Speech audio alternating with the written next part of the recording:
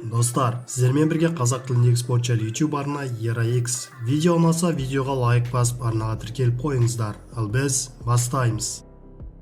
Орта салмақтағы қазақстандық боксшы Жәнібек Әлімханұлы алдағы жекпе-жегіне тас түйін дайын екенін аңғартты. WBO Global және WBC Continental Americas титулдарының иегері Жәнібек 28 наурызда Квебекте рингке оралады. Қарсыластың кім екені белгісіз. Бірақ сыбыстарға сенсек, америкалық Дмитриус баллард қарсыласа тануы мүмкін. Мен бұл жекпе-жекке өте жақсы дайындалдым. Мен бокс тарихынан өз орнымды ойып тұрып аламын. Қазақ стилінің дәуірі келді деп жазды Жәнібек. Пакьяо мен Гарсия Сауд Арабиясында жұдырықтасады. WBA тұжырымы бойынша жартылай орта салмақтың чемпионы филиппиндік Мэнни Пакьяо WBC Diamond титулын жеңіп алған америкалық Майки Гарсиямен жұдырықтасады.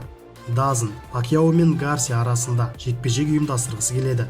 Жақында платформа өкілдері американдық промоутер Эдди Хирнмен келіссөздер жүргізу үшін байланысқа шығады. Титулдық жекпе-жек 11 шілдеде Сауд Арабиясында өткізу жоспарланып отыр. Естеріңізге сала кетейік, кеше Гарсия отандасы Джесси Варгасты тізе бүктіріп, жартылай орта салмақтағы алғашқы жеңісіне қол жеткізген еді. Ресми 4 салмақ бойынша әлем чемпионы мексикалық Сауль Канело Альварестің келесі жекпе-жегінде қарсыласы белгілі болды. Боксшының бапкері Эдди Рейноса Альварестің екінші орта санаттағы WBO чемпионы британдық Джо Сондерспен кездесуді қалайтынын айтты. Промоутер Эдди Хирн келісімнің аяқталғанын атап өтті, бірақ Рейноса оған боксшының шешімі туралы жеткізген еді. Канело өзінің келесі кездесуін 2 мамырда өткізеді. Біз Сондерспен айқасатын боламыз. Жекпе-жек Лас-Вегаста болады деп мәлімдеді Рейноса. Айта кетейік, Канело соңғы жекпе-жегін былтыр қараша айында ресейлік Сергей Ковалевке қарсы өткізіп нокаутпен жеңген еді. Қазақстандық кәсіпқой боксшы Жанқош Тұраровтың алдағы жекпе-жегіндегі қарсыласы анықталды.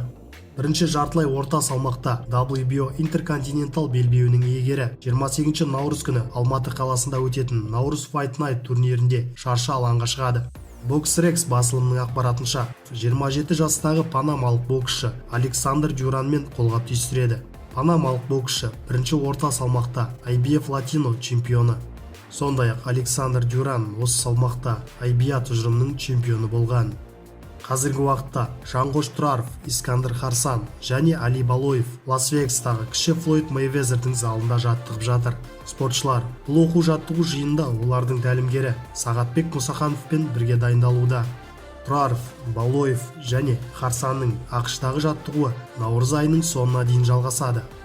Айта кетейік, Жанқош Тұраров соңғы Нұрсұлтан қаласында өткен жекпе-жегінде аргентиналық Мауро Гадоймен жұдырықтасып WBO Intercontinental белбеуін иемденген еді. Бұл кеште Жанқош Тұраровтан бөлек Азия чемпионы және әлем чемпионатының жүлдегері Тұрсынбай Құлахмет, Рио Олимпиадасының чемпионы Фазлиддин Гайбназаров, пәкістандық боксшы Мұхаммед Васим, қазақстандық боксшылар Абай Төлеш, Али Балоев, Әбілхайыр Шигалиев, Рай Сейтжанов және Нұрдос Төлебай шаршы алаңға шығады. Сіздермен бірге болған ERA-X арнасы. Келесі кездескенше.